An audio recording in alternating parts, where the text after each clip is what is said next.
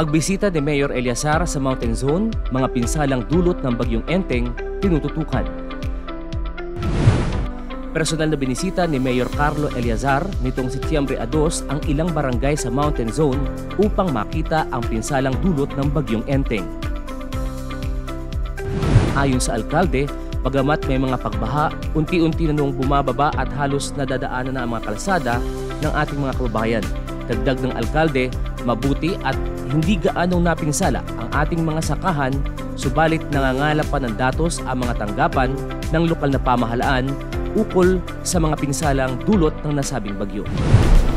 DSWD at opisina ni Senator Villanueva matagumpay na namahagi ng AIX na may kabuuang 500,000 pesos sa bayan ng Tagkawayan.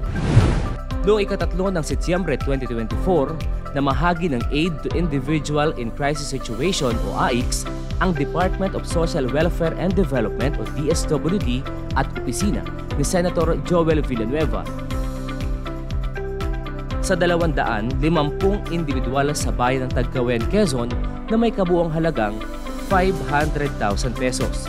Ito ay sa pamamagitan ng pamahalaang bayan ng Tagkawayan, katuwang ang Municipal Social Welfare and Development Office at Municipal Gender and Development Focal Point System. Tanggapan ng Pambayang Agrikultur na mahagi ng vitamins at fungicides sa mga magsasaka sa Barangay Alihi. Namahagi ang tanggapan ng Pambayang Agrikultur ng mga vitamins para sa mga alagang baboy at fungicides, insecticides para sa mga tanim na palay sa Barangay Alihi noong ika-3 ng Setyembre 2024.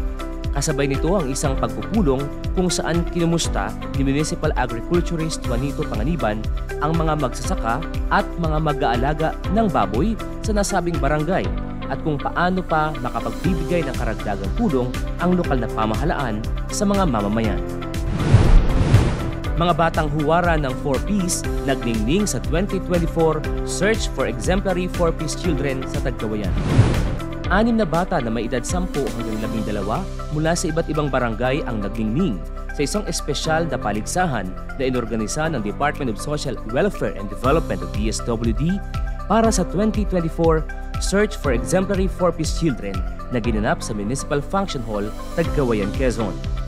Ipinamalas ng mga batang kalahok ang kanilang galing at angking talino bilang mga huwarang benepisyaryo ng Pantawid Pamilyang Pilipino Program o 4Ps. Magiliw na pagbati naman ang ipinaabot ni Mayor Carlo Eleazar sa mga nagwagi sa patimpalak na sina Princess Abigail Ganza ng Barangay Santa Monica, nakakuha ng first place, at siya rin ang magiging kinatawan ng Tagkawayan sa cluster level competition na gaganapin sa September 13, 2024 sa Atimonan, Quezon. Samantala, nakamit naman ni Princess Ann S. Salapari ang pangalawang pwesto at Princess Catherine Katakis bilang pangatlong pwesto. Layunin ng patimpalak na patuloy na hikayatin ang mga batang 4Ps na magpatuloy sa kanilang pagsunod sa programa, pagpakita ng kahusayan sa eskwela at maging aktibong miyembro ng kanilang komunidad.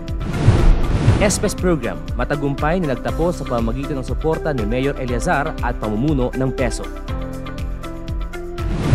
Isinagawa ang Special Program for Employment of Students Culminating Activity and Payout of LGU Counterpart. Personal itong dinaluhan at sinaksihan ni Mayor Carlo Eleazar at PESO Manager Maria Sarina Garcia at mga kawani sa ilalim ng tanggapan ng Public Employment Service Office.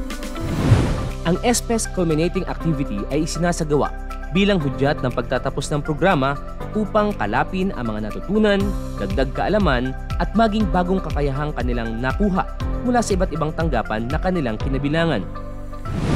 Ayon sa mga benepisyaryo, naging malaking tulong ang programa hindi lamang sa kanilang pag-aaral at sarili, bagkus ay maging sa kanilang pamilya. Ngiting maningning sa Tagkawayan, PHO Oral Health Unit naghatid ng Preventive Dental Caravan at Bright Smiles, Bright Future Program. Isinagawa ang Preventive Dental Caravan at Bright Smiles, Bright Future Program sa Barangay Poblasyon, Tagkawayan, Quezon sa pangunguna ng Provincial Health Office Oral Health Unit.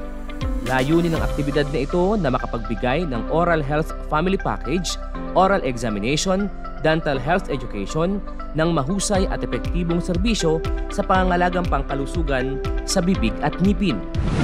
Ang tema na nasabing aktibidad ay ngiping maningning sa gipin unang ngipin, kung saan mga estudyante ng daycare sa Metro Tagkawayan ang nabigyan ng libreng toothbrush, toothpaste, oral prophylaxis, Durapath Fluoride, Silver Diamond Application, PFS, oral education at toothbrushing drill upang mapigilan ang pagkasira ng ngipin at mapanatili ang kalusugan ng bibig.